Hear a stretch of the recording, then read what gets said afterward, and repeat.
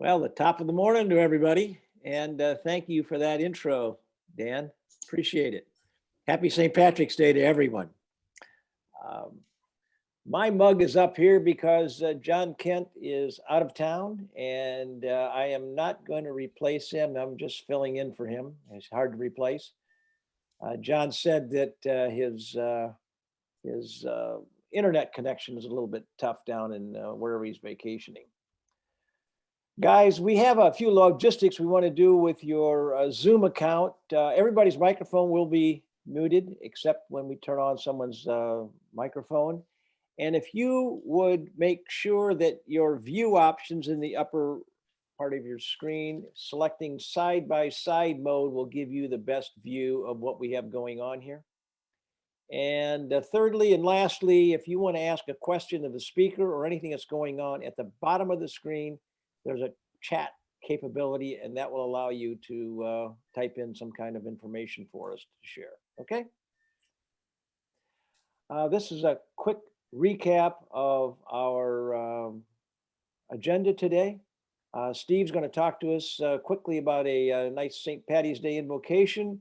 Mr. Ravello is going to talk to us, try to entertain us. I'll give an update and talk about some of the awards and speaker. Mr. Lee is going to take us through all the things that are going on with our activities, and they are changing as we speak. Joe Reed is going to introduce our speaker. Mike will close things out, and we'll have a drawing for our participation. 3 $25 cash certificates will be handed out. Okay. I wanted to say a few things here right after Steve gives us a little invocation. Go ahead, Steve. Thank you, and good morning and happy St. Patrick's Day to all of you. I do not have names of anybody who is ill or has passed away, but if you know of somebody, please pass that information to me or to any of the leadership team. But here's our Irish prayer for the morning.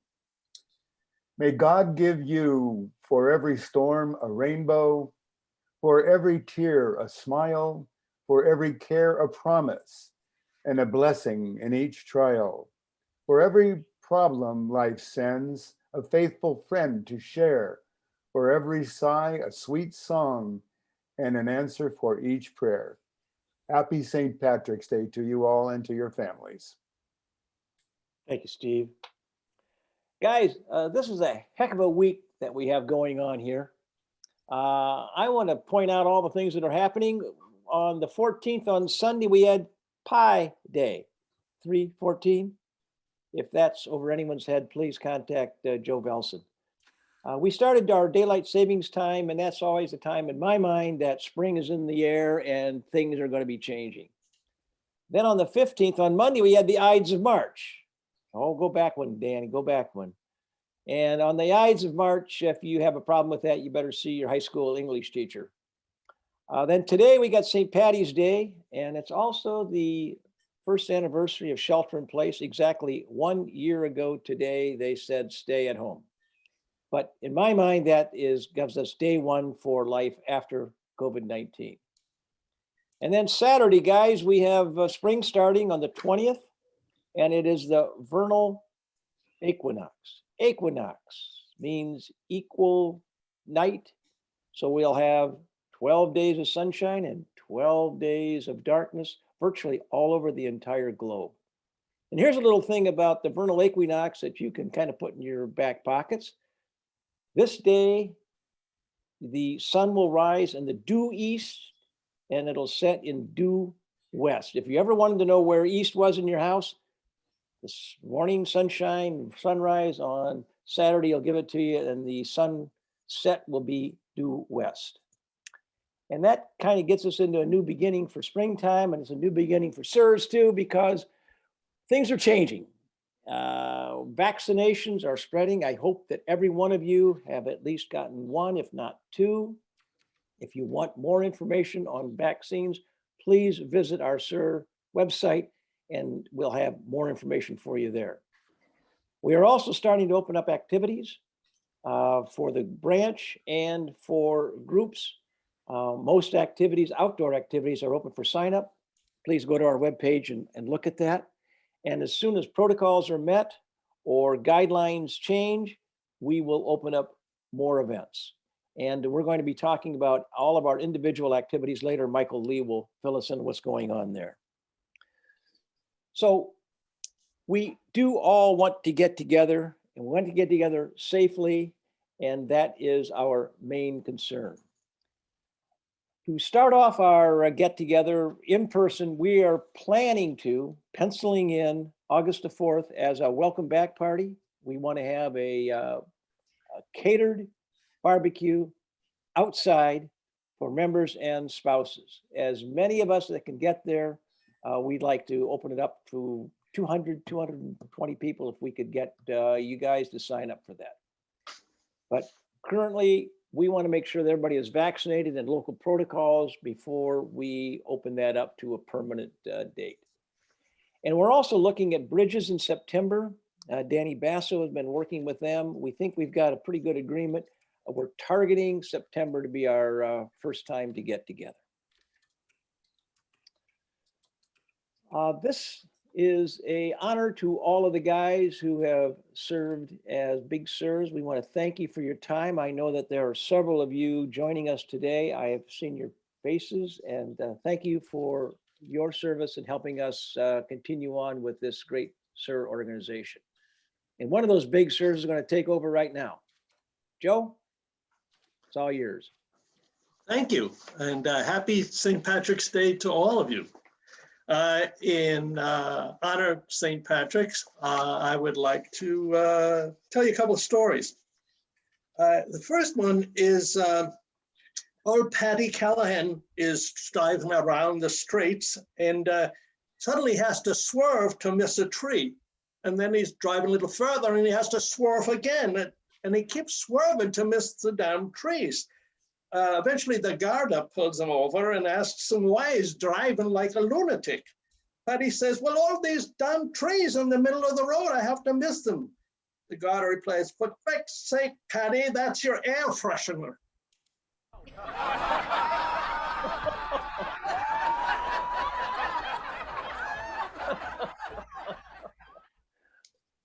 So two men are sitting next to each other at the bar.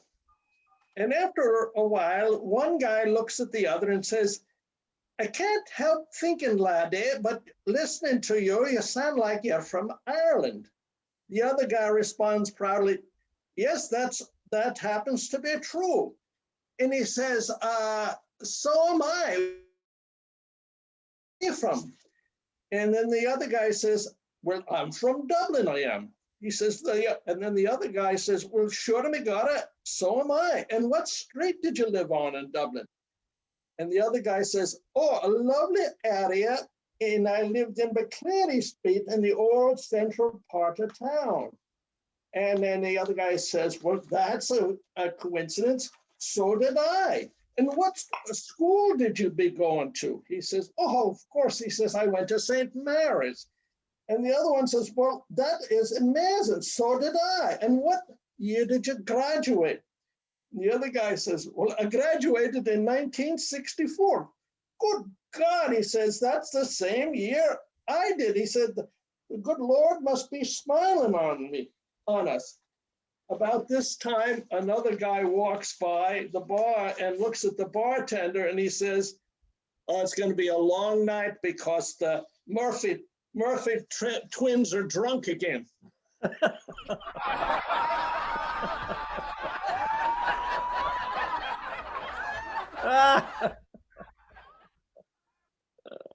Well, you know, growing up in New York, and going to Catholic school, we were forced to march in the St. Patrick's Day parade, and it brings back very fond memories to me on this wonderful day. I hope you all enjoy it very much.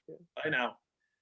Don't you love an Italian celebrating St. Patty's Day? Hey, look, I'll do anything for a drink. Okay, I want to give a quick branch update status here.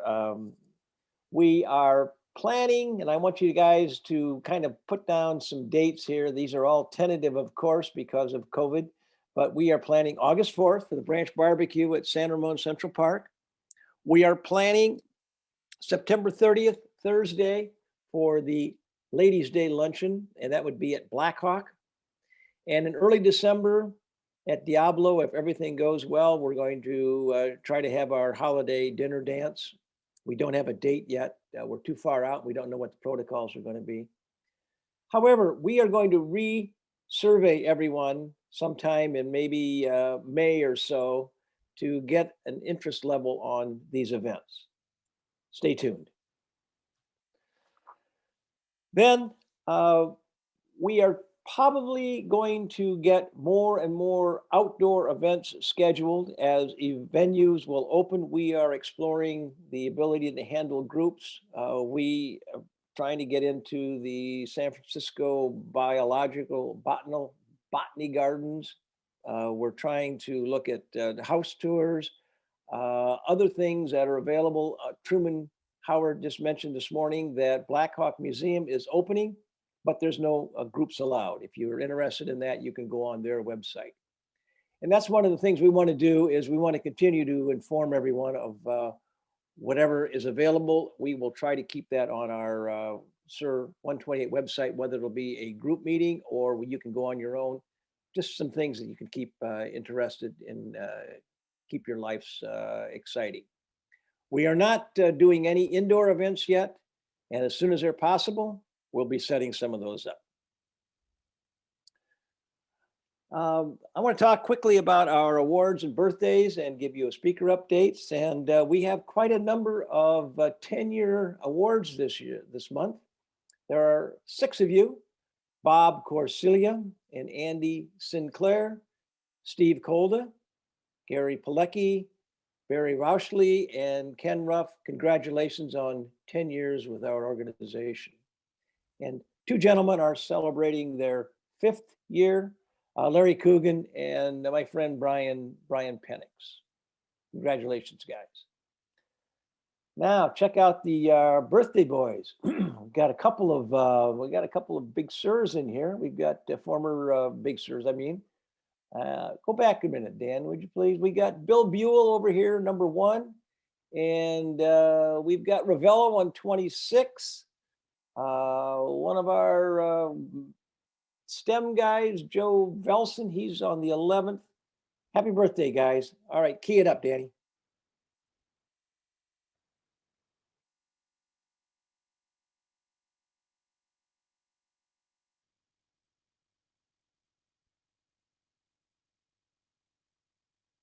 Did you forget to feed the dogs?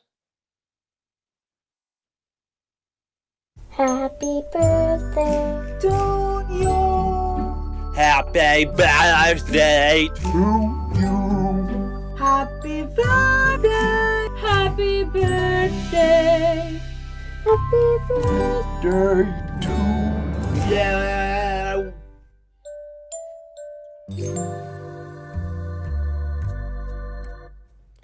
And many more on Channel 4. And Frankenstein on Channel 9. And I don't know anymore. All right. Thank you, Dan. All right. Now our speaker schedule in April, we have David Seaborg scheduled, and he is going to be talking to us about climate change. We have 2 possibilities for May, and we're still trying to get someone to commit to that. And upcoming in June, something we just confirmed yesterday, we're going to have someone talk to us about security on our internets, cyber security. I think that will be very, very well received. And now I want to turn the meeting over to Michael Lee and talk about some of our activities and what's going on. Take it away, Mike. Thank you, John. Well, on Zoom, we have, well, first of all, as you know, Contra Costa County is now in the red zone. And so activities in which people can maintain physical distancing are allowed. Small private gatherings are held indoors, and you can see where there's more information available. On Zoom, our activities include the PM Book Club, which will be on Zoom to discuss Anxious People by Frederick Backman, in which a failed bank robbery becomes a hostage situation. Book Club 3 will meet virtually on March 24th to review The Grey Goose of Arnhem by Leo Heaps about the most amazing mass escape of World War II. The investing group will meet on March 24th, in which a registered representative from LPL Financial will discuss how portfolios are constructed to match risk tolerances. The new senior fitness group that I'm leading has been approved by the board and will hold its first virtual meeting on March 23rd at 2 p.m. This will be an introduction to senior health, and we'll do some simple body weight exercises as well. All members are welcome to attend and contact me for more information. On April 14th, STEM will have a presentation on the Fourier transform formula, which helps simplify complex data. The Wine Fellowship has tasted over 48 wines so far this year. Tonight at 4 p.m. on Zoom, they're going to see how bourbon barrel-aged wine tastes. And the fishing group is still active and meets on March 25th at 8:30 on Zoom. They're also planning future trips under the new regulations. Outdoor activities that are social distancing include the AM Book Club, which will meet outside at Oak Hill Park on April 5th. They will discuss The Four Winds by Kristen Hanna about the hardships faced by farmers in Texas during the Great Depression. Cycling has resumed riding, with cyclists wearing masks and social distancing whenever they stop.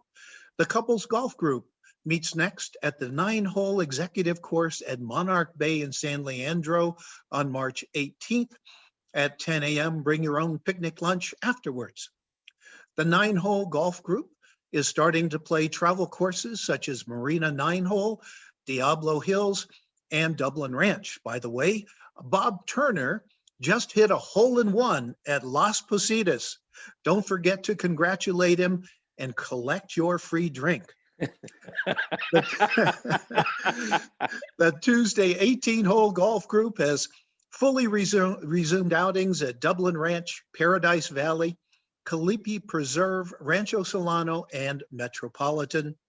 The Thursday golf group has resumed play and the SIR website has been updated to include the schedule for the remainder of 2021. Hiking goes out next on March 26th, and the schedule for 2021 will be published soon. And tennis has a group of about 10 to 15 players who start at 7 a.m. on Mondays, Wednesdays, and Fridays at Central Park in San Ramon. For more information about any activity, sign on to the activities page of our website at sir128.com. Now here's Joe Reed to introduce our guest speaker. Joe? Okay. Everybody can hear me okay? Hey, Dan Poulin, thank you very much for showing that photo of me at the NBA Finals. John Knoll always thinks that people want to look at this photo because that's Khloe Kardashian in the other circle. For some reason, they don't care that I'm in the in the photo. You can switch me to the next slide. All right. Today, just to reiterate, if you have questions, use the chat icon. Okay, so the chat window is open. Just select everyone, type in your question, and then John Knoll will be back to ask the questions. I understand that this might be John Knoll's audition to join SportsCenter on ESPN if he does his usual great job asking the questions. Okay. It is my pleasure to introduce Jim Eyen, who is a longtime friend and a fellow UC Santa Barbara graduate. Jim's had a 30-year career in the NBA, primarily as an assistant coach, and that's part of his 40 years of his basketball coaching career. Jim grew up in the Oakland Fruitvale neighborhood before attending St. Joe's High School in Alameda and then on to UC Santa Barbara.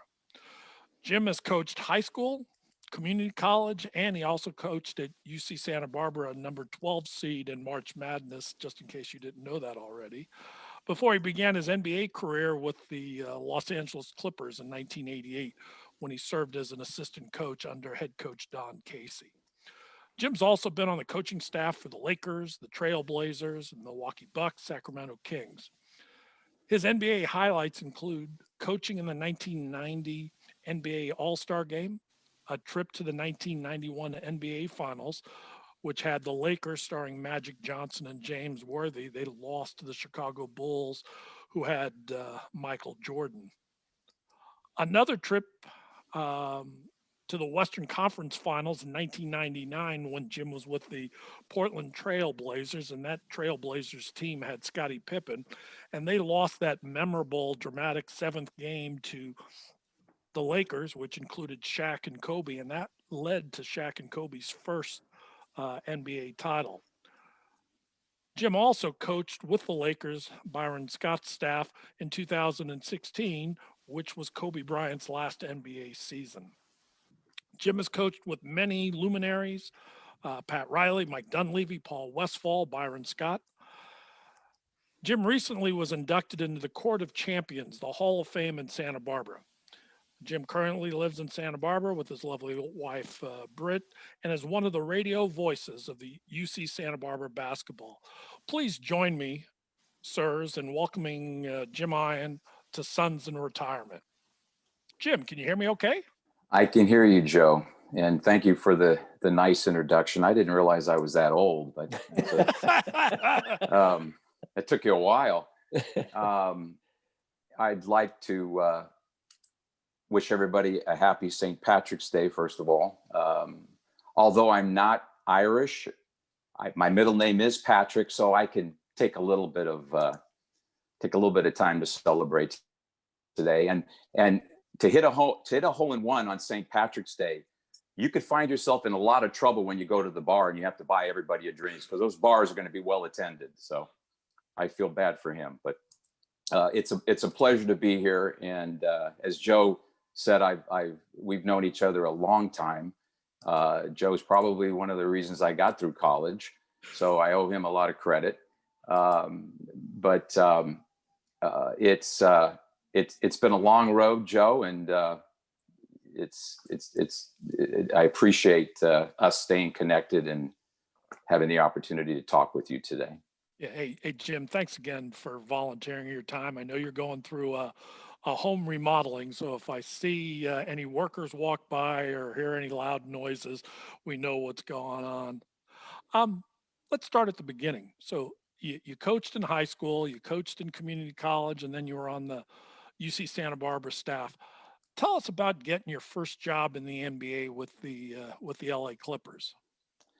Well, Joe, as you mentioned, I coached junior college. My first coaching job was with a junior college, and then I coached as a head coach in high school for 2 years, and then I went back to UCSB and started there in the mid '80s, actually, early to mid '80s, and we struggled for a couple of years, and then started to get the ship right. Coach Jerry Pym had been at Utah for a number of years and been very successful there. He was the head coach at UC Santa Barbara, and he soon started to turn the program around, and we became very successful. I believe it was maybe my second or third year. At the end of the year, I think it was probably April or May, Coach Pym walked by my desk and threw a piece of paper on my desk with the phone number of Don Casey. And he said, I've known Don for a long time. He's looking for somebody to help him out for a summer camp that he was actually having at UC Santa Barbara in that summer. And so he goes, if you're interested, give him a call, And so, making about 11 cents an hour at the time, I was all for a little bit more of a payday. So I called Case and ended up doing the camp with him. It was a big man camp. And he had done it. If you remember, he at the time, Coach Casey was the assistant coach with the Clippers. And the head coach was Gene Shue, which a lot of people will remember his name. He bounced around for a long time. Well, they were the San Diego Clippers only a few years prior to that. So they'd moved to LA recently, and Bill Walton and Casey were friends. So Bill Walton was having heel surgery, and he usually would do the camp with Casey. So he needed somebody to help him out. So I ended up doing the camp with him. We had a lot of fun. We became friends. So we were friends over the course of 2 or 3 years after that, and stayed connected. He'd come to a Santa Barbara game. I'd go to a Clipper game now and then. We'd meet up for dinner. And this one night at dinner was probably, I want to say maybe 85, 86, maybe. He says to me, he goes, hey, he goes, now, don't overreact. I don't know if this is going to happen, but I'm trying to get Sterling. Gene and I are trying to get Sterling to add another assistant, because Casey was the only assistant. So picture that now, one assistant in the NBA. Now you have, a scrum, right? So I said, well, he goes, would you be interested? I said, absolutely. So going forward, I never heard anything more about it. Another year went by. Well, all of a sudden, one morning, I read in the paper, and when you're in coaching, back in the day before the internet, you'd look at transactions every morning. Be like some people look at obituaries. Transaction was the obituary for coaching. You either find out you're fired that way or who got hired that way. So I look in transaction, and Gene got fired. Gene Shue got fired. And they gave the job to Casey. So right in the back of my mind, I'm going, ooh, I wonder if Casey will remember our conversation or what he had in mind. So nothing went on for another day and a half. And then I'm sitting around and doing a scouting report for Fresno State. And he calls and he says, well, you probably know Gene got fired. I got the job. You want to join me? We'll probably get fired at the end of the year, but we'll have a good time. That was the nutshell of the conversation. So I then said, I was single at the time. It was a challenge. It was an opportunity. I jumped at it. That's how I got in the league with Coach Casey. And okay. So describe to us, what is the job of an assistant coach? What does it entails during games, during practice, even the off season? And then describe how it's changed since when you began to now. So you talked about how it used to be one assistant coach. Now there's an entourage of 6, 8, 10 coaches. What was the job of assistant coach when you started in 1988, and then compare it to your years with the Byron Scott Lakers? How has it changed? It's changed quite a bit. As I mentioned, I was the only assistant, and then we finally got another assistant come in a month later. So there was 2 of us. So back then you'd have 2 or 3 assistants, and you basically did a little bit of everything. You wore many different hats. You scouted opponents, you worked out with players, you contributed in practice. So you did a little bit of everything. Over the years, with the addition of more staff, they've broken it down into different roles. Some guys actually get hired for a particular role. A big guy might get hired to handle the big men. Somebody who's very known for their defense will get hired as a defensive coach, et cetera, et cetera. So it has changed quite a bit. Now some staffs even have offensive coordinators, defensive coordinators. A little different than football, basketball is, just because of the dynamic of the sport, how everything's kind of interconnected. But more times than not, it's a collective gathering of information. It's hard to differentiate sometimes one for the other. But throughout my career, my focus was probably, if I had to sum it up, was probably more the defensive end, simply because a large part of my responsibilities were game preparation. So a large part of it was watching lots of film, involved in practice in defensive schemes. What do we want to do with this upcoming game in terms of how are we going to guard the pick and roll? How are we going to guard somebody in the post? Are we going to double team? Are we not? Those are the kinds of things that would get discussed and implemented and executed in practice. And then you'd formulate a game plan, and the game day, you'd have a walkthrough, and you'd actually walk through the stuff that you wanted to do and get done as far as schemes and things like that. and then the locker room, you'd address the team and go over again what you wanted to do, make adjustments at halftime, during timeouts, things like that. So just intuitively, my mind always went to the defense, probably more than that. But overall, it was a collective gathering of guys doing whatever needed to be done, basically. That may have changed now a little bit more, but through the majority of my career, that's in a nutshell how it would go. Hey, Jim, talk about some of the players that you felt you really helped during your coaching career. When we talked a few days ago, you mentioned some of the players by name that I think the guys will recognize some of these names, including the current UOP head coach.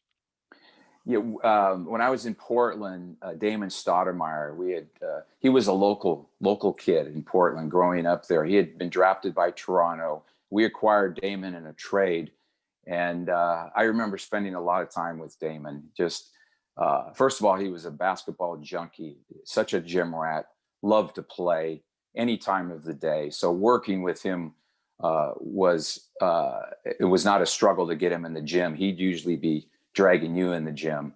Other guys, I think I mentioned to you Arvydas Sabonis, another guy that we had in Portland. Probably the best unknown player, maybe in at least a handful in the history of the game, in terms of people didn't get to see how good he was when he was young, playing for then the Soviet Union. He's from Lithuania, came over, I believe, when he was 30. And so he was a little bit on the back end of his career, but he was still a terrific player. He spent a lot of time with him. You just worked with, whoever was there to work with. So it was a breadth of talent that was fun to think back on guys that, hopefully I helped most, maybe hindered some. But it was a lot of fun doing it. That's the kind of work that you enjoy doing, because usually, inevitably, you'd see the fruits of your labor out on the floor. Yeah, and considering that Stoudemire is a head coach in the for University of Pacific, Sabonis' son is an all-star with Yes. Indiana. I think he did pretty well there, Jim. Hey, let's talk about some of the star players that you've coached. I can't fathom what it must be like to coach superstars, the names that everybody knows. You've coached Magic, Kobe, Scotty, all these guys that are, they're known by one name. They're that big a star. What's it like to work with them, to travel with them? What's it like to coach an NBA legend? Well, you mentioned travel with them. I'll speak on that briefly initially. If you were to put yourself in their shoes, sometimes it's not easy being them, and they're in a fishbowl, and every move they make is glaring and judged. But all those guys that you mentioned, all of them were terrific with people away from the court, away from the lights. All three spent many times talking with kids on the side that didn't get publicized, signing autographs. And when I mentioned sometimes it's difficult being them, sometimes it's hard to always be on. After a tough loss, after a long day, we just traveled all night, and you arrive at 1 a.m. someplace, and you've got people outside the hotel wanting autographs. Have been sitting there for 4 hours. I'm dragging myself off the bus, and these guys go and engage with these people and sign autographs. And so, they did a lot of stuff that doesn't get publicized. And, we all have mishaps that and trip ups that sometimes they get publicized and unfairly. But so I can appreciate where they're coming from, having seen that side of it. But as far as coaching them and dealing with them, particularly one-on-one, all three were very, very respectful. very open-minded. Now, albeit you do coach or treat them a little bit differently than you would a rookie or somebody else. That's just, I think, human nature. I kind of always would come from the angle of I try to treat everybody equal, but not necessarily the same all the time. And people like them, you as a coach, a large part of what we did was trying to motivate and get to people's buttons and make it work. Well, how you'd get a rookie going or focused might be a little different than how you would, Magic, Scotty, or Kobe. With them, it was more, especially at the time of the year time of their career that I had them, it was mostly consulting, discussing, coming to a conclusion on how we would guard a pick and roll, or what I often would talk to them about too is, because I'd be watching so much film, I'd say, look for them, look for Boston to come at you when you're at this, this area of the floor. They'll usually double team from this angle. And so they were very receptive to that. And to be honest, a lot of the times they already knew what I was going to say, because all three of those guys were students of the game, and they studied it, and they knew what was going on the floor before the other 9 guys. And that's why they got to the label, or the level that they were in. But it was all, from my standpoint, it was all good and a pleasure. And looking back on coaching those guys, it was, it was something that I would remember very fondly. Now, I can't imagine what it's like to deal with the egos that are associated with a lot of the NBA players. I can imagine that every player wants a larger role in the team's offense. They want more minutes on the court. How does a coach keep 15 players on an NBA roster happy in this day and age where most of the players have their own personal trainers, shooting coaches, workout instructors? How do you keep everybody happy when you have 15 guys on the roster and only 5 can play at a time? You don't. That's the easy way. That's a given. And part of that answer is, you really almost don't want to, because if they don't have a high competitive spirit, chances are they're not going to succeed in the league anyway. So you want them to want to play. And if they're not getting to the level they want to be at, you just need to help them keep perspective and to accept the role that's given to them. You first of all, as a coach, I always found you can't BS them. They will see through you if you're not telling them the truth. So you have to early on present the role you see for them. And, if 9 times out of 10, they get it, they understand it, their job now is to somehow work hard enough to change your opinion of their role. And that's all good. That's all part of the gamesmanship.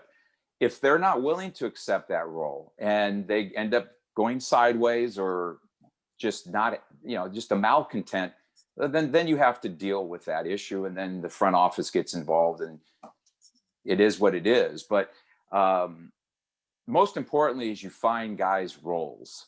And, a lot of the times, the acceptance of that role will help your team 1 through 12.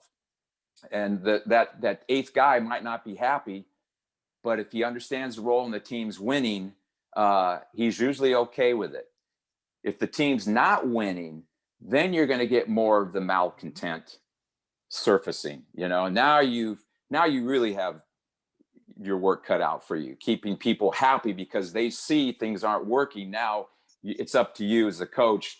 You've got to start figuring out what to do differently. And now all of a sudden those voices become a little louder, So the analogy I always like to think about was that Harrison Ford movie. What are Raiders of the Lost Ark? that one scene in one of those movies where that big fireball chasing him through the time. Well, that's coaching right there. Okay. So when you're winning, that ball is small. It's a little hot, but not, if you're losing, that ball is gigantic, on fire, like the sun chasing you. And you just got to find a way to damper that a little bit. But conversation, communication, pulling guys aside at the end of practice, and taking their temperature, so to speak. You've been kind of quiet lately. You okay? I wish I could have played more the other night. Well, this is why. Okay. Now, granted, I want you to play, but this is why. Now, maybe if you do this, maybe next time, we can have the confidence to insert you at this time of the game. It's communication, allowing that conduit to be there and know that they can come to you as well as you go to them, accepting the role. It's an ongoing thing. I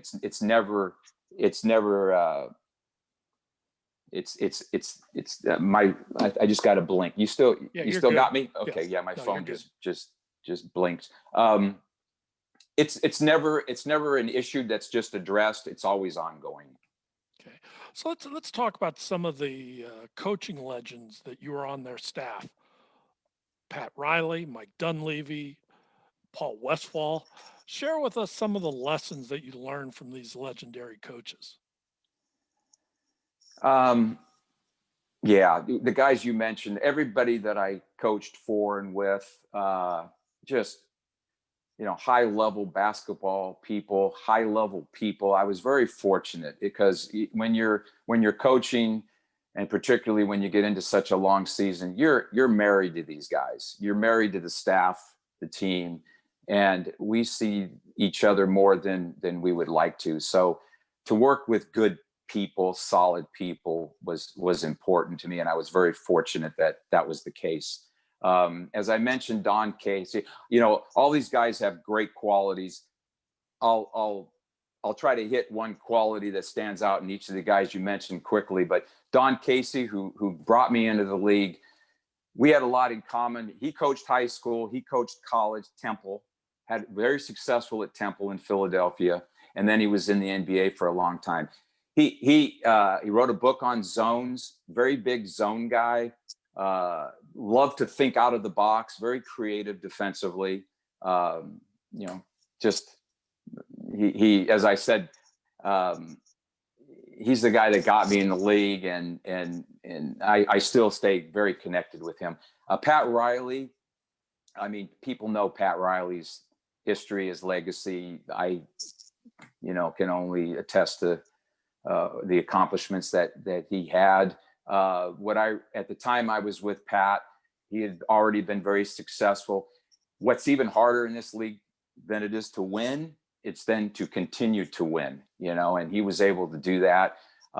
He was very good at recreating goals and recreating focus for the team, because you can get complacent, especially when you're winning. He was able to do that masterfully. He had a terrific sense for motivation. One of the things that probably I got from him that I continue to this day is his ability to define outside the team. He always called it the peripheral opponent, and that's the outside noise, the press, the critics, this and that. You want to contain the peripheral opponent. Mike Dunleavy, I was with him the longest. Mike and I we were there each other for a long time, 15, 16 years. Terrific basketball mind, basketball junkie in his own right. He'd love to get out and play with the guys. Great shooter as a player in the NBA.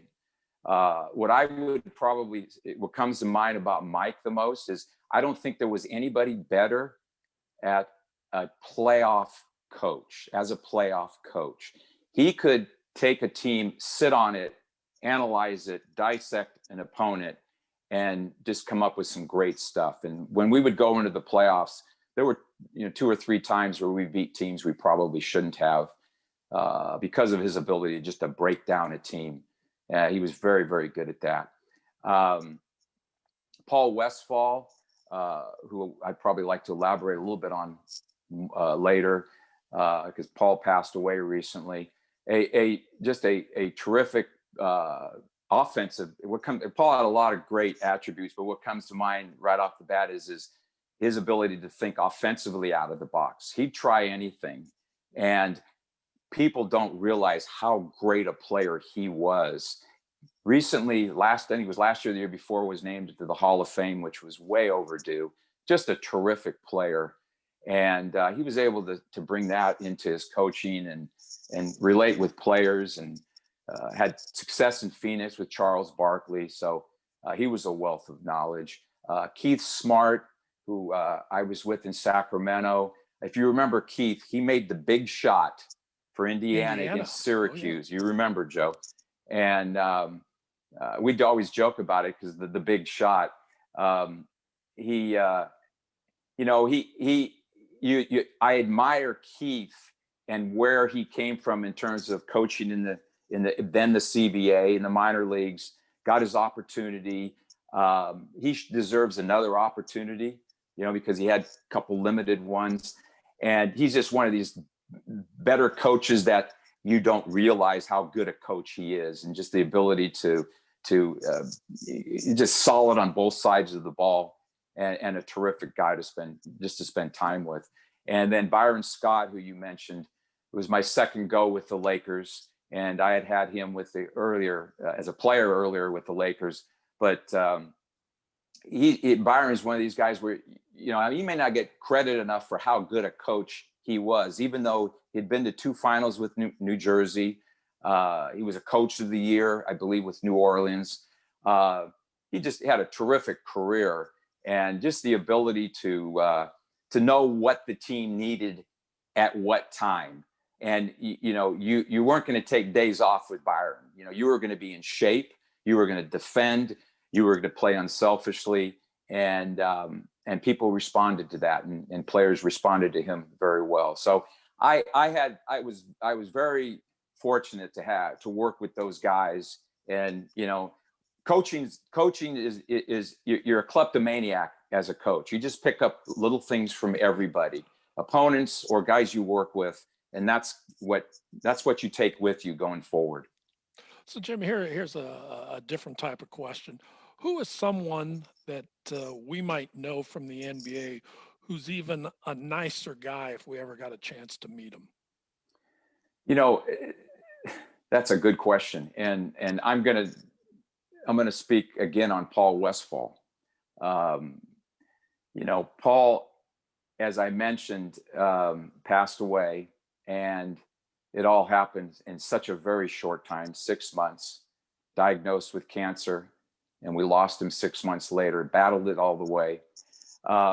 He was just one of these guys that you could sit down and start talking with him, and if you didn't know his name, if you didn't know who he was, you'd never know how great a player he was, the successes that he had as a coach. Paul had great success as a small college coach too. He won a championship. I believe it was with Grand Canyon University. So he did it his way. He left the Suns as a player and stayed in the Phoenix area, coached 2 small colleges, then joined Cotton Fitzsimmons' staff at Phoenix, and then became the head coach there and was very successful. And you'd never know it talking with him. Just a regular guy, very humble, very genuine human being. And people don't know what a great guy Paul was. Yeah, and I could really appreciate his USC friendship. All-American, all NBA. Must be tough to coach the Grand Canyons of the world when you've been on basketball's brightest stage. And he had the ability to do that. And once you got to know Paul, you're not surprised how he was able to do that. Okay, let's talk a little bit about player evaluations. I mean, you spent time with both the Knicks and the T-Wolves as a scout. Obviously coaches coach, players play, but man, it's sure a whole lot easier when you're coaching a team that has great talent. I always like to use the example that when Steph Curry was drafted in 2009, there were 6 players that were drafted in front of him. Obviously, from your scouting experience, it must be near impossible to project how a 19 or a 20-year-old from either college or from outside the U.S., how they could be successful in the NBA. What do you look for as a scout when you're looking at 19 and 20-year-old basketball players? Well, it is as difficult as you make it sound. Sometimes it seems easy. It's probably pretty easy to pick Shaquille O'Neal with the number 1 pick in the draft. That one. But most times than not, you can go back in years past and look at drafts, and there'll always be that Curry situation. Michael Jordan, number 3. Joe, if you had a shot at Jordan at number 1, would you? You might think twice in retrospect, right? Yeah. So, yeah. So there's a lot of those, and you can't crawl inside a guy's heart, nor his brain, as much as you try. And they have lots of elements now in the drafting process that they try to do that, but when push comes to shove, it's not an exact science by any means. So what I would try to do is I would try to identify people.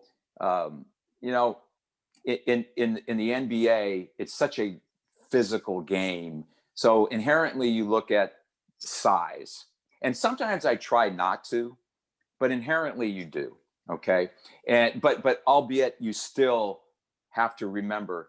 Well, even Curry wasn't a big, brawny NBA prototype body, right? So you look for that, but you look first and foremost, you look for skill, and then you start to identify people and you break them down, because the way that it is now, it's such a competitive business and competitive sport that the triangle of talent comes to a head very sharply. So you're going to get equal talent at one level all the way up. And now you've got to identify who are the hard workers, who have the intangibles, and you try to tap into that heart thing. How bad does he want it? Is he willing to do whatever it takes to get there? So those are the types of things that you have to try to enter into.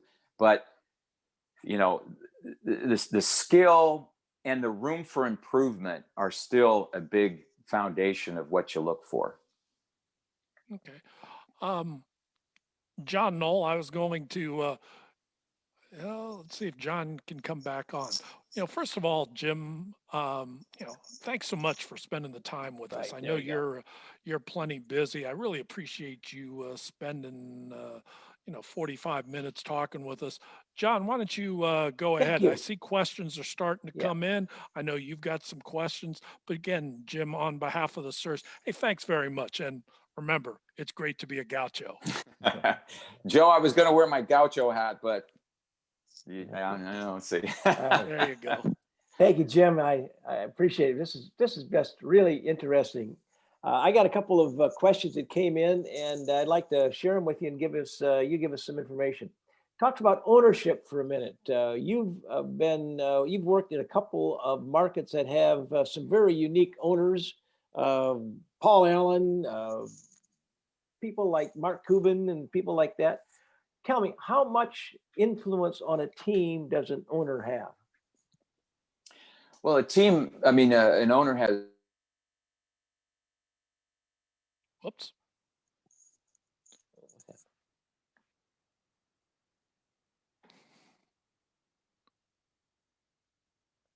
Jim, you went to mute. You went to mute. There you go, Jim. There you go. Start all over again. Yeah, please start. Okay. And yes, an owner does have an influence. And as any quote president or CEO of a company, what they do trickles down. And we were more middle management, if you would. And then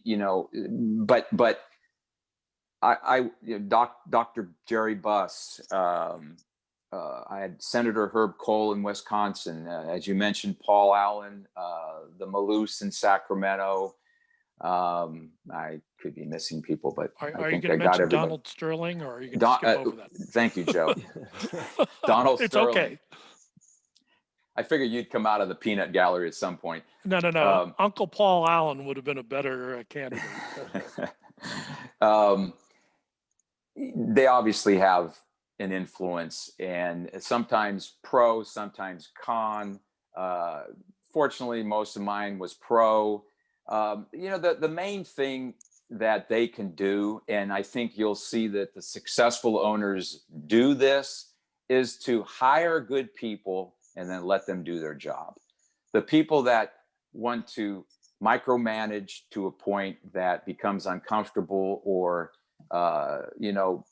want to have the last say on certain things, sometimes it could work, and it's their organization, so they certainly have the right to do whatever they want with it. But in the long run, I think you'll see the guys that were successful allow people to do their job. And it's a moving dynamic too, because you have the front office and you have the coaching staff. Well, the front office, the general managers, they're basically working futures. As Joe and I were just talking about, trying to predict talent is not an easy thing. So they're working in futures. They'll draft somebody who's 20 years old, but that's not going to pay off for a few years. Coaches are day traders, and we need help right away. Our standpoint is we bring a rookie in that's green, and that it's going to take time, this and that. We're going to get them all ready, but our mindset is, well, that's going to be for the next coach, So we want help right away. So somehow you've got to balance that dynamic, and it comes from ownership. And he has to be able to see the broad vision, see the two entities work, get them to work together, and you can work together, and the good ones make it happen.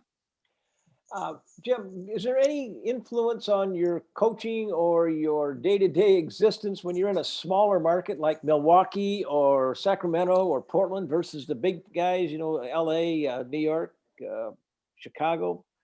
Tell us about the market. Is that in? Yeah, no, there's definitely a difference. There's, again, pros and cons to both.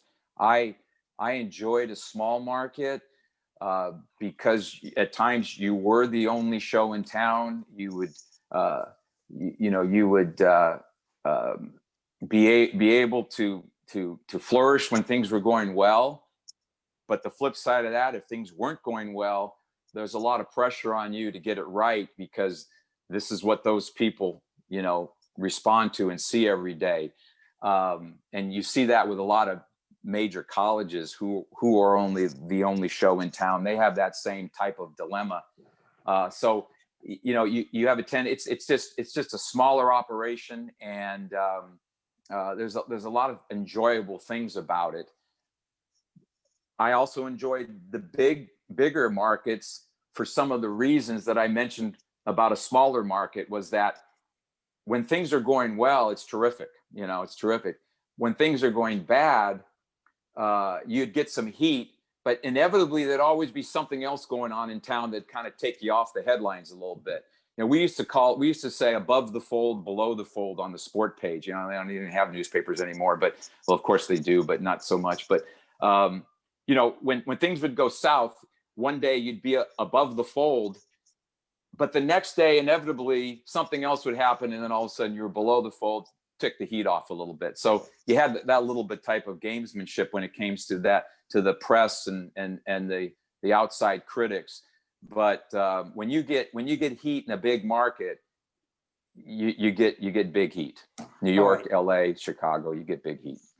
Jim, I have one more question, and then we're going to break into a chat room after we're over. We hope you will join us, because I know there's several other questions that are coming in. We just don't have time to get to all of them. But in the chat room, you can talk with all of the guys that are sitting around. Usually about 40 of us in the room. One question we want to close with is, can you talk to us about your most memorable win and maybe your most disastrous loss if you've been coaching? Is that something you can talk about on the Oh, Go ahead. sure. I'll hit the loss first because inevitably that's what you remember most, at Yeah. least me. I'll speak for myself. Probably the most disappointing loss was Game 7 in the 2000 conference finals, Western Conference Finals. I was with Portland at the time, and it was versus the Lakers. And Kobe and Shaq were there. They hadn't won anything yet. We had battled all year. We were literally even all year with wins and losses against each other, and we were down 3-1 in the series. We came back with two good wins for 5 and 6, and then Game 7 at their place, we're up 15 at some point in the second half, close to the fourth. I think it was the end of the third or the beginning of the fourth, and we just went dry, and they ended up beating us in a close game. Sabonis, who was a big part of our attack, fouled out. He only played a few, like 5 minutes in the fourth quarter. And so having him, he used to stretch the floor where Shaq would have to come out and guard him, and it would open up inside. So there was a lot of reasons why, but that was one of those losses that stuck out. We were on the road. I got home, watched the game at 3 a.m, and I haven't looked at it since. So that's the loss. The win, I'll go back to two. One was in my college when we were at UCSB, and it was I want to say 87. It was against UNLV. UNLV was in our conference, the Big West, and they were rolling pretty good. We went there on the road at Thomas and Mack and beat them at UNLV, and it was just a terrific win for the organization. And then we went on with that same team and went to the NCAAs for the first time in their history. So that was a lot of fun. And the other probably win that stands out would be Game 6. I was with the Lakers at the time, 1991, up in Portland. Game 6, closed that series out, went to the finals in 91 against Michael Jordan and the Bulls, and lost. But it was one of those, we shouldn't probably have gone as far as we did in the playoffs, and then we ended up beating a very, very good and well-coached Portland team. So that was very gratifying. Love the stories, Jim. Love the stories. Thank you very much. We have something that we want to give you to memorable. It's suitable for framing, Jim, and I think it's your college graduation picture, isn't it? Yeah, just a little bit of gray hair on that picture. I used to have color in my hair too. All right, Jim, thanks much. We'll get this out to you shortly. Thank you. It's been a pleasure. And please stick enjoyed around. We got a little chat when we want to do. All right, key it up, Mr. Thalen. It's all yours. Okay. Are we good? We are good. Great job, Jim. I've enjoyed the information. Look forward to talking to you after we finish. And I have the honor of doing our patriotic song again at the end of this event, and it's called America the Beautiful.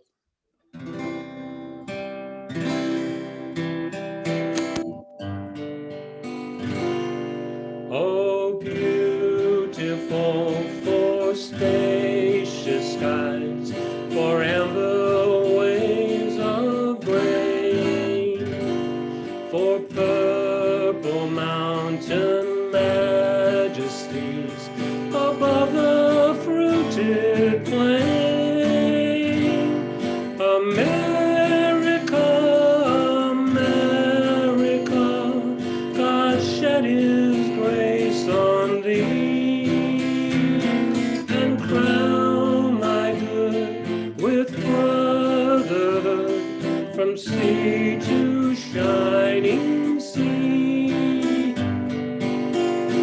Oh, beautiful for pilgrim feet who stood in passion stress. Oh, thoroughfare for freedom beat across the universe.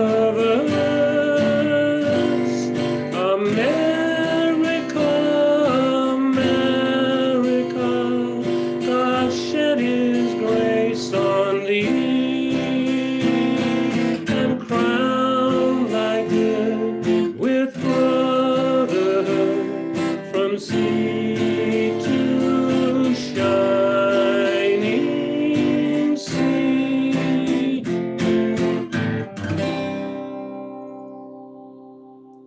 Thank you. Thank you, Michael. Thank you very much, very much.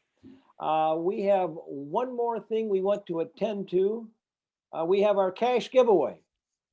And look, my sophisticated way of drawing this is I wrote CASH down on a piece of paper, and the first name I came up with that started with that letter is going to be our winner. And Bill Cunningham is the C, and Bruce Allen is the A, and Ken Sturba is the S. There you go. We didn't have to get to the H's. All right. Thanks, guys, for joining us today. We'll get by the way, we'll get a $25 check out to the three of you. We're going to have a Zoom chat room open for about 20 minutes afterwards. If you want to sit and talk with Jim, we'd be more than happy to do that. And I want to remind you all that our next meeting will be on the third Wednesday of April, the 21st, and we will talk about climate change then. So be safe, everyone, and stay active. That's the best way to keep things going in our lives. Goodbye, guys. Let's move to the chat room.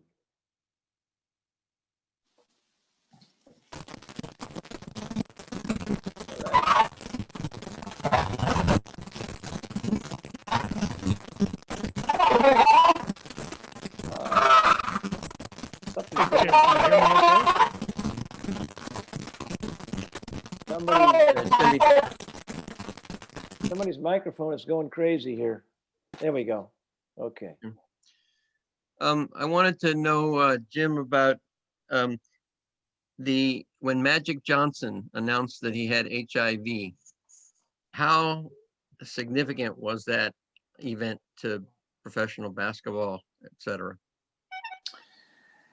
Well, at the time, it was potentially catastrophic, not so much basketball related, but personally, for Irvin.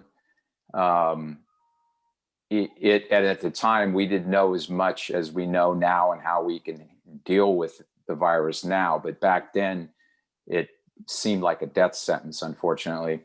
So I think people's minds and hearts were more in that, from that point of view.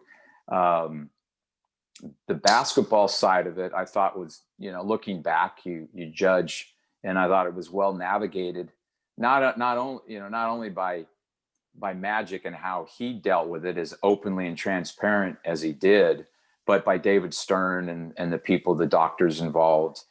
And there was some, tenuous times on, how contagious is it and this and that. And so there was a lot of information that was not known, that the more the doctors gave us and the more information got out, I think the more secure people felt. It was quite a blow. I mean, it was my let's see, it was 92. I was going to stay there one more year after that. And, but at the time we had just come off a trip to the finals, and then we had added a couple pieces we thought was going to be really helpful. And then this happened, and it changed the course of a lot of things. Needless to say, Irvin Johnson's life as well. Can you talk, Jim, about the competitiveness between Larry Bird and Magic Johnson? Can you have any little stories or anything you could talk about with that? Well, looking back at that, it just seems like so long ago. But we were fortunate. Everybody was fortunate to be able to watch that and to be able to be a part of that. They just, I think there were probably times when people thought that they disliked each other, and I don't believe that was the case. And I think that came out years later, that they were just so competitive that they came into the league at the same time. They had that college national championship game against each other, and the Lakers, the Celtics were just on a parallel universe, and they'd collide every year or every couple of years. And just the competitive nature of both those guys was really, I think, lifted basketball to the level it's at now. I mean, it wasn't very long before that, that to watch NBA games, playoff games, you'd have to watch it on tape delay at 11:30 after the local news. It would come on. So rarely was a game live.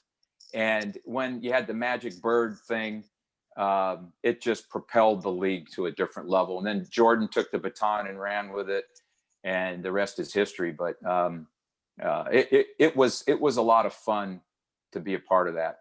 It certainly was.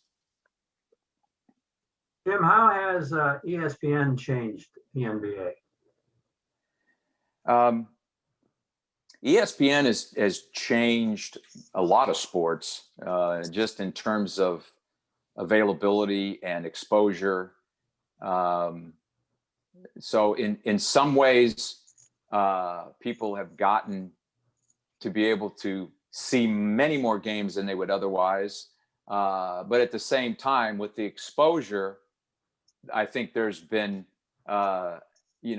maybe I think the purists of the games, whether that be baseball, basketball, football, the purists of the games would say that a little bit has been changed in the negative category in terms of more emphasis on the antics or the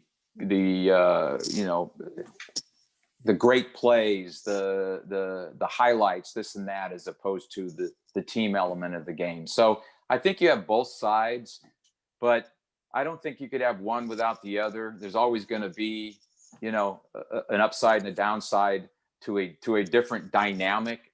And then I think we're seeing more of that now. There'll be another dynamic with now you can stream it on your phone. Now there's soon going to be other ways to, quote, participate in the game. So things are constantly changing. I think it's important that each sport handles it and manages it. The thing that I always thought was fascinating about the pro game, and in some ways the high college game, the higher level college games, what I always thought was fascinating is that juggling act between business, entertainment, and sport. And when a league is going well, they usually are managing all three of that interchangeably. Sometimes it's like just playing with a formula. Sometimes entertainment will get a little bit higher than the other two, and you got to reel it back again and satisfy the purists and bring up the game a little bit. And then all of a sudden now you've got teams struggling. The meat was overcooked, and everything's together, and it's slow.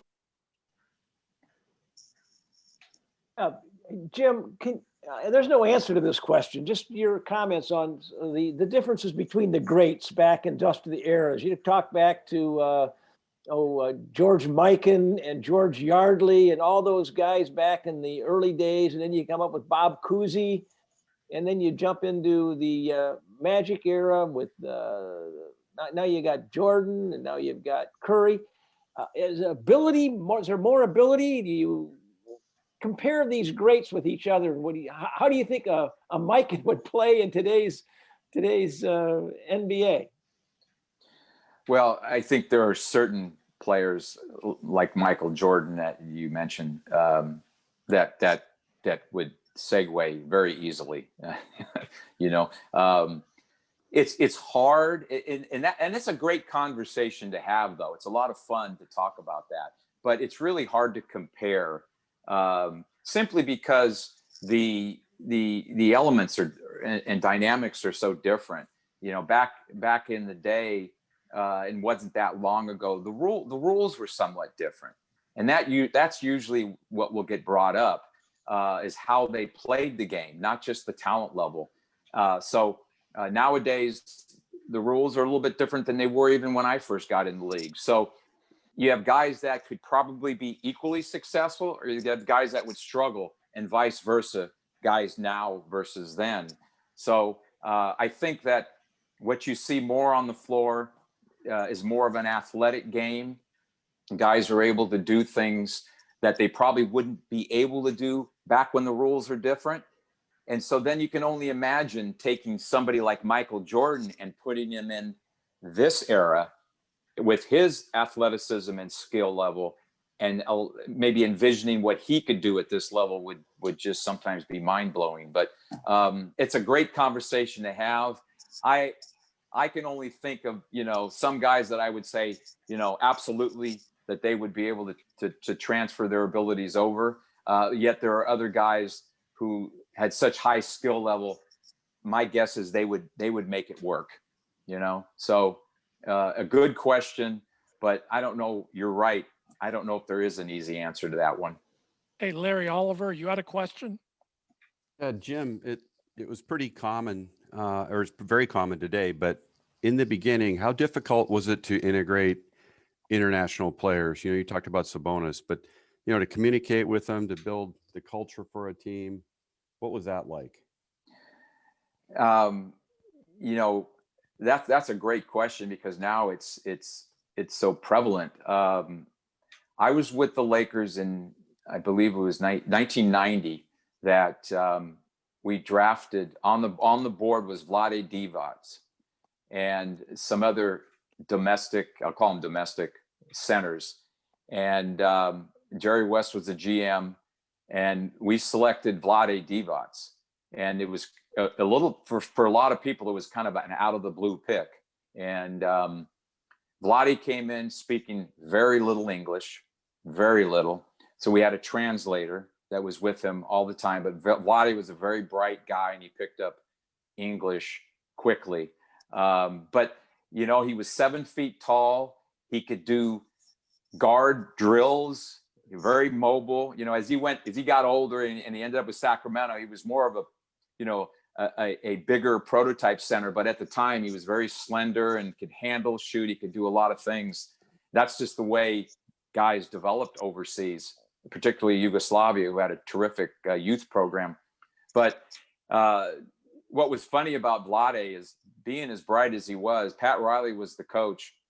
And if Vlade would screw up on the court, at the next timeout, Riley would get into him a little bit, and Vlade would just kind of, nod his head up and down, and then nod his head and say, "Don't understand." And I knew Vlade was understanding. Don't understand, And then it almost became a joke, though. So Vlade was a little selective with his English, but he turned out to be a terrific player, a great player, Hall of Fame player in this league. I was a freshman at the University of Kentucky in 1965, where Pat Riley was on the team, and there was a guy named Louis Dampier, who was basically that era's Steph Curry. I mean, he would come out, and the first shot he'd make a 3-point. They didn't have 3-pointers at the time, but he'd shoot from mid-court the first shot of each game and make it, and the crowd would go crazy. And then but I don't think Louis Dampier went hardly anywhere. But and of course Pat Riley's career went into coaching, but they were under Adolph Rupp at the time, number one. And number two, they went to the finals of the NCAA and lost to the first all-black team that was put together, I think, at Western Texas Western. And there was a movie made of that called, Glory Road. And I just wondered if Pat Riley ever ruminated about that, his time at the University of Kentucky, that loss in the finals of the NCAA, his time under Adolph Rupp, and, and just what impacts, what did he talk about that at any time? When he did, not in depth, but when he did speak, he just spoke of it as quite an experience that he went through at Kentucky. Playing for Rupp is an experience in itself, I would imagine. And he spoke of that milestone in not only basketball and society. Yeah, I mean, to be a part of that experience, to be a part of that breakthrough in sports and society, Pat would say how much of a mark it was in his life. Yes, he would speak, and in a very positive way about the whole experience. I do remember Louis Dampier, though. I do. Nobody ever drafted him? Nobody, he never. Yeah, I can't remember, to be honest with you.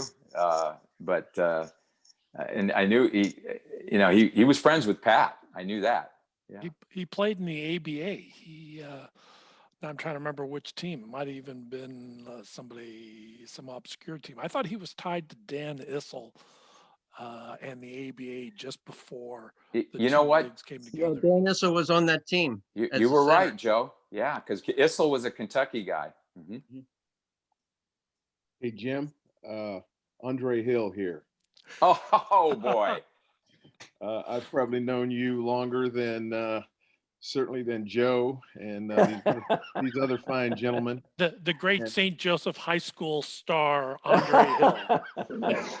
Yeah, diminutive Andre Hill amongst the, and those are some of the most mentionable things that might be said for me. But hey, I just wanted to give you a bad time because I don't know where a lot of these folks are from, but I'm very proud of you and what you've done, and certainly remember you as a player at the school and on up the chain and coaching and so forth.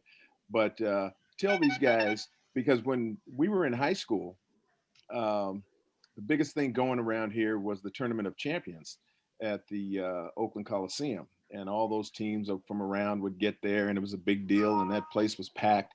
And your team, when you were a senior, I will never forget that, because of course St. Joseph was always the little engine that could. And you guys played Technical High School in Oakland for the title, and they had quite a team. I remember that, and you guys went toe to toe and ended up not being able to pull it off. But you talked about the tough losses, and when I said that, when whoever asked that question, I said, "Oh my God, I remember that because I was there." But thank you for speaking today. You did a great job, and you've got some great stories to impart, and you've always been a class act. Thanks. Andre, that's very nice of you. Thank you. Thank you. That, you know what? I'm going to take back that answer. And that is the toughest loss right there. Yes. Thank you for reminding me, Andre. So, but let me say this too. You guys know, if anybody that knows Andre Hill, a hell of a basketball player, he was a pretty damn good baseball player too. I can still remember that game at Moreau where you hit it over the gym in left field, rounding the bases. And I want to think that you were as surprised as anybody you hit the ball that far, but you hit the hell out of it. But you were not only a good basketball player, you were a hell of a baseball player. And it was a lot of fun playing with you. Some of our best times were just pickup games in the gym on half court, just beating the hell out of each other. We had a lot of fun doing that. Good days for sure. You look good. And thank you, man. You too. Yeah, stay healthy. And I'm going to drop off, but real pleasure seeing you. And are you back in the Bay Area now? No, I'm in Santa Barbara. Oh, you are? Okay, I didn't hear that. Okay. Yeah, I was in LA for a long time, and then we recently moved to Santa Barbara, and that's probably where we'll be for a while. Yeah. Great spot. Great spot.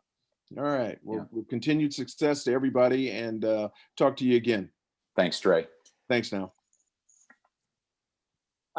Jim, I wanted you to comment on the universality of the game. I'm from Fort Wayne, Indiana. I don't know if that means anything to you in terms of basketball, but that's where Fred Zollner lived. And Fred Zollner owned the Fort Wayne Zollner Pistons, and that was the beginning of the NBA. He put together the NBA with a couple of guys on his kitchen table in Fort Wayne. At the time, there were 8 teams that were the core of the original NBA.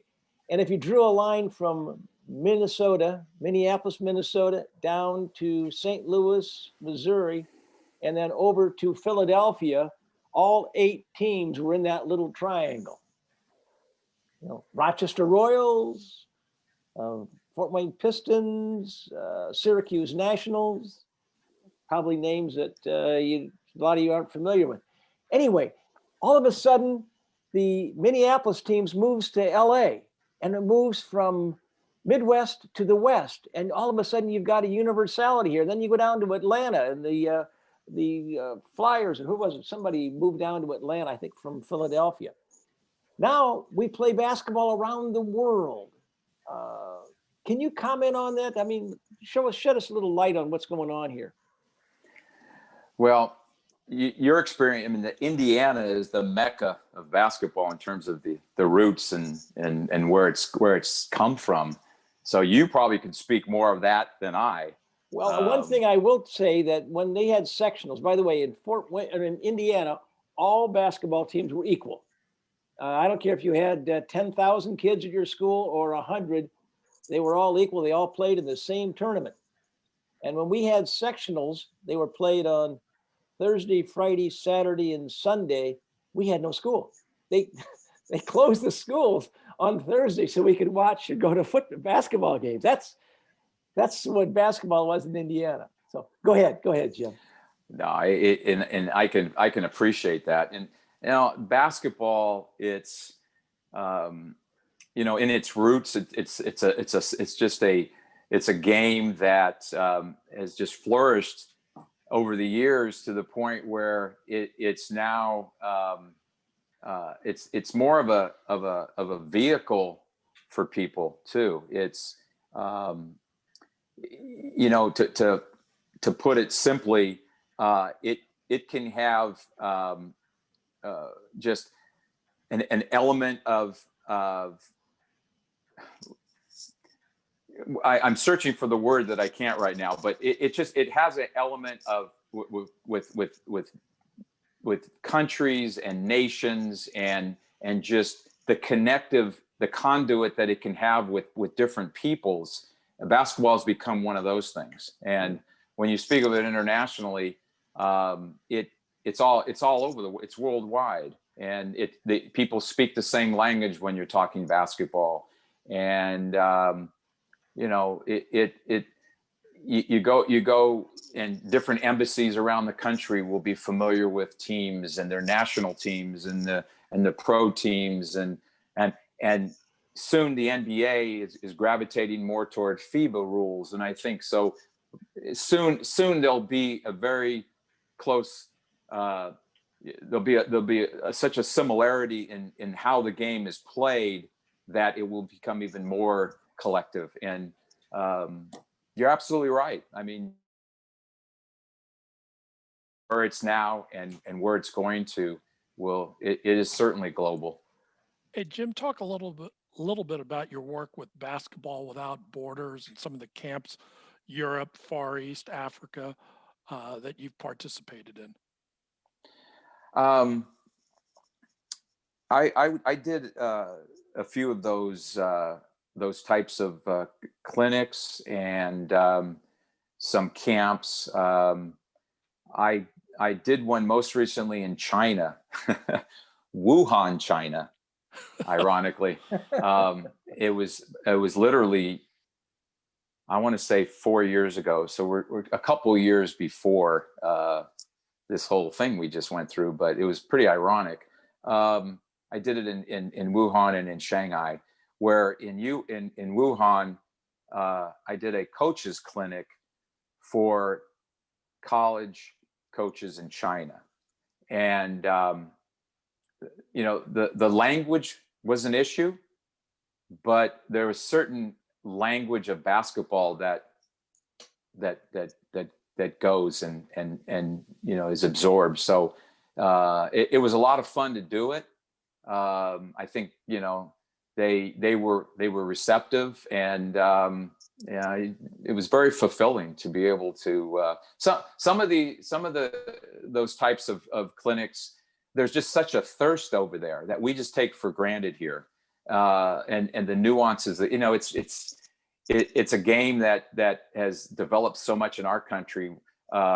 We take just the fundamentals and the grassroots part of it somewhere else, and they just suck it up. They just absorb it. So I did that. I did one in France about 15 years ago, the Netherlands and Germany, and that's been a very enjoyable part of what I've been able to do, and it shrinks the world, and that's what you enjoy it, and just dealing with other people and other societies and cultures.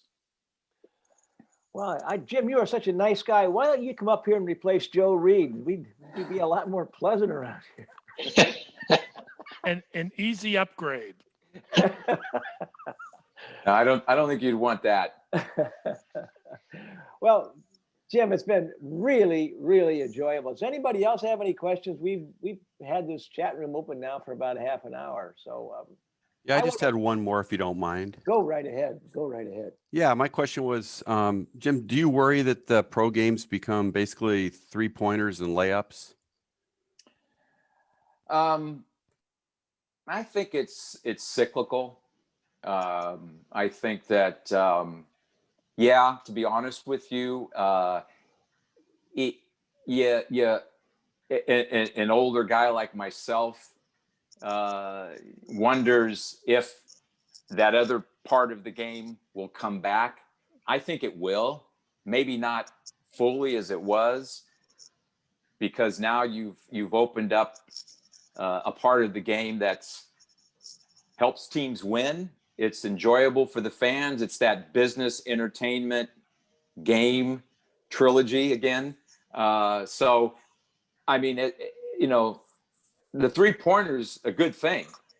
Some teams overuse it, and it kind of makes me laugh because you talk about analytics, and that's a whole nother story. So we won't get into that. But, everybody wants to shoot threes because supposedly analytically it says that's the thing to do. But, a lot of teams have a lot of 3-point shooters, but unfortunately only some have 3-point makers, so not everybody can be the Golden State Warriors, with you got to have the right elements.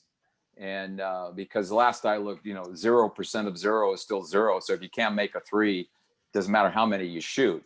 So I think, though, eventually there'll be a big man that'll come back in the league, like Joel Embiid from I'm butchering his name, from Philly. He's got a post game that you can't ignore. And I think recently they had been struggling, and all of a sudden they decide, and Daryl Morey is now their GM, who's the king of analytics, and he's the 3-point guru. But all of a sudden now somebody figured out, we've got this weapon inside. We're going to put him inside, and they're going to him inside, and now things are going well for them. So I'm just a believer that coaches will do whatever helps them win, and like if the old USC, who was there years ago, before John Robinson. John McKay. John McKay. Right. Yeah. Student body right. You have those kind of running backs. He said, I don't care what play you think I'm going to run. I'm going to tell you I'm going to run it. Now you stop it. So coaches are going to do what helps them win. Woody Hayes, 3 yards in a cloud of dust. Huh? I love the John McKay story of when he went from college to Tampa Bay when they were, I believe, an expansion team, and they were 0-15 or something in his last press conference this season. One of the sports writers said, Coach McKay, can you address this offensive issue? What do you think about your team and its offensive execution? And he said, I'm all for it.